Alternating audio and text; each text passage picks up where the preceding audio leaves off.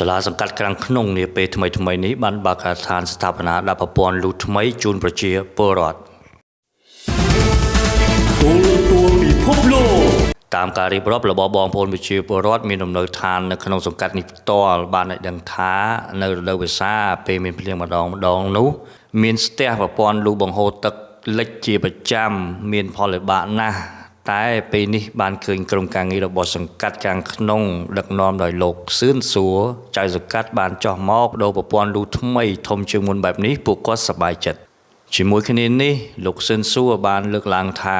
ដោយមើលឃើញពីផលលំបាករបស់ប្រជាពលរដ្ឋនិងប្រព័ន្ធលូចាស់នោះលោករួមទាំងក្រុមការងារក្រមអាវ៉ាតបានចោះដាក់ប្រព័ន្ធលូថ្មីធំជាងមុនជូនប្រជាពលរដ្ឋគម្រោងស្ថាបនាដាក់ប្រព័ន្ធលូថ្មីនេះមានមុខកាត់8ទឹកប្រវែង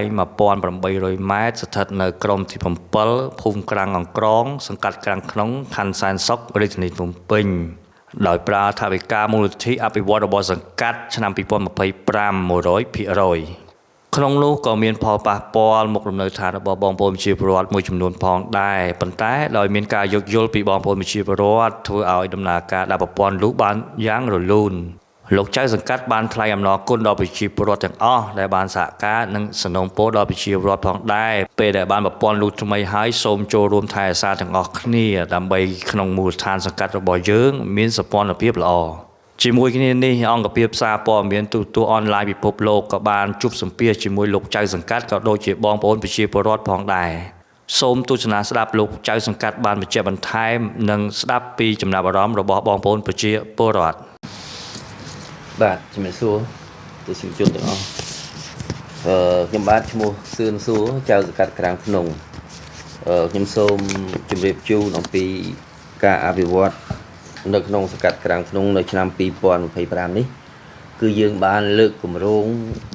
ដាក់លូរំដោះទឹកជំនន់ស្ថិតនៅភូមិក្រាំងក្រងសង្កាត់ក្រាំងក្នុងខណ្ឌសែនសុខរាជធានីភ្នំពេញដែលមានទីតាំងនៅខាងក្រោយសាលាមុំយើងនេះហើយគម្រោងថវិកាដែលរាជរដ្ឋាភិបាលលោកបានវិភាគមកឲ្យសង្កាត់នៅឆ្នាំ2025នេះយើងមានជាង264លានរៀលដើម្បីអភិវឌ្ឍនៅក្នុងមូលដ្ឋានអញ្ចឹងយើងមានការបើកដេញថ្លៃនៅក្នុងសង្កាត់នៅក្នុងសាលាខណ្ឌសែនសុខក្នុងសាលាខណ្ឌសែនសុខហើយយើងមានក្រុមហ៊ុន7ក្រុមហ៊ុនដោយដេញថ្លៃនៅលើគម្រោងរបស់សង្កាត់ក្រាំងក្នុងនេះអញ្ចឹងយើងក្រោយពីការដេញថ្លៃហើយយើងសម្រេចយកក្រុមហ៊ុនមួយដែលក្រុមហ៊ុនអូឡ িম্প ិកក៏ហើយក្រុមហ៊ុននោះកំពុងតែចាប់ផ្ដើមធ្វើសប្តាហ៍ថ្ងៃនេះមានរយៈពេល3 4 5ថ្ងៃម្ដងថ្ងៃនេះហើយគម្រោងដែលក្រុមហ៊ុននោះដេញធ្វើនោះយើងមានប្រវែង 1800 ម៉ែត្រហើយមុខកាត់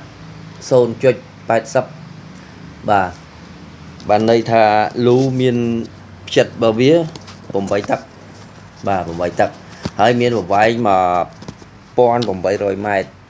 គឺយើងធ្វើចាប់ពីក្រុមទី7ភូមិក្រាំងក្រងដើម្បីឲ្យទឹកហូរចូលមកក្នុងលូធំនៅលើផ្លូវ1962ហើយទីតាំងដែលយើងបានលើកគម្រោងធ្វើនេះគឺរាល់ឆ្នាំកន្លងមកយើងមានការលិចលង់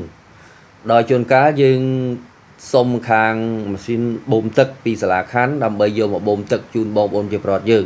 ហើយគាត់មានការលំបាកខ្លាំងឲ្យតែភ្លៀងគឺតំបន់គឺលិចតែម្ដងដែលឥឡូវសង្កាត់បានលើកគម្រោងនេះជាអត្តភាពដើម្បីដាក់ធ្វើនៅឆ្នាំ2025យើងនេះដែលមានលូប្រវែង 1800 ម៉ែត្រហើយលូសង្កត់ផ្ចិតមានទំហំ8ទឹកបាទឥឡូវយើងចាប់ធ្វើបានប្រហែលជា100 ម៉ែត្រហើយយើងនឹងធ្វើបន្តរហូតដល់ហើយបាទរហូតដល់ហើយតែម្ដងពូមួយឆ្លងមួយទឹកពូយើងបានលូប្រព័ន្ធលូថ្មីហើយ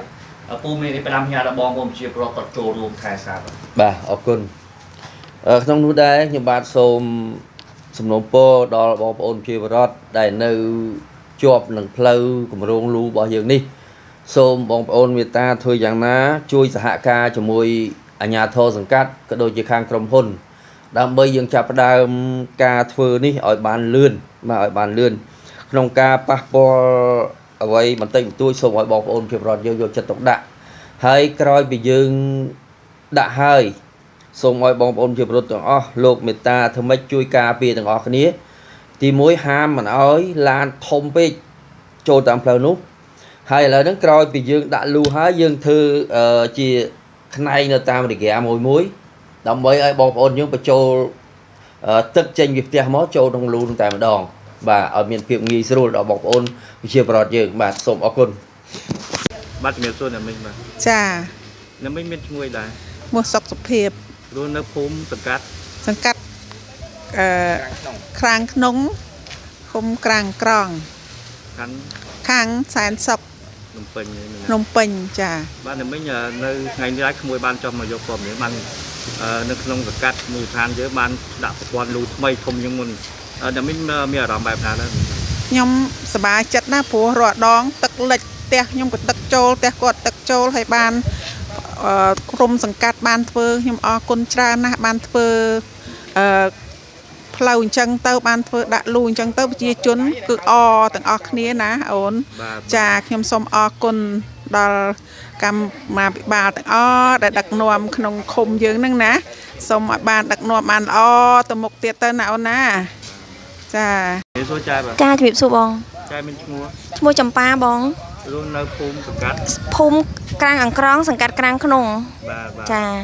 បងចាយនៅថ្ងៃនេះខ្ញុំបានចោះមកឃើញសង្កាត់របស់យើងបានប្រព័ន្ធលូថ្មីចាយមានអារម្មណ៍បែបណាសប្បាយចិត្តបងសប្បាយខ្លាំងដែលមានឃុំសង្កាត់យើងបានដាក់ប្រព័ន្ធលូព្រោះដោយសារអីពីដើមមកគឺវាទឹកលិចហ៎បងគឺភ្លៀងមកល្មមគឺលិចចូលផ្ទះចូលអីហ្មងដល់ពេលបានសង្កាត់គាត់ដាក់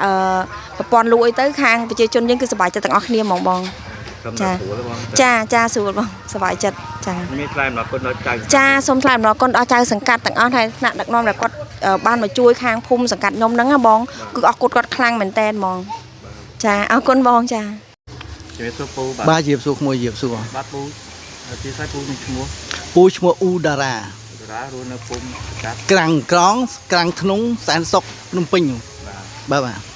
ពូមានអារម្មណ៍បែបណាដែរតែបានឃើញប្រព័ន្ធលូថ្មីនេះពូគិតថាល្អសប្បាយចិត្តពីព្រោះដោយសារតែងតំបន់នេះលេចទឹកមួយអញ្ចឹងចៅសង្កាត់ដែលគាត់យកចិត្តទុកដាក់ដល់ប្រជាជននឹងពូមានការសប្បាយចិត្តបាទពូមានថ្លែងអំណរគុណដល់អាជ្ញាធរហ្នឹងពូសូមថ្លែងអំណរគុណដល់អាជ្ញាធរសង្កាត់ក្រាំងធ្នងណាដែលយកចិត្តទុកដាក់ជួយប្រជារាស្ត្រនៅតំបន់នេះ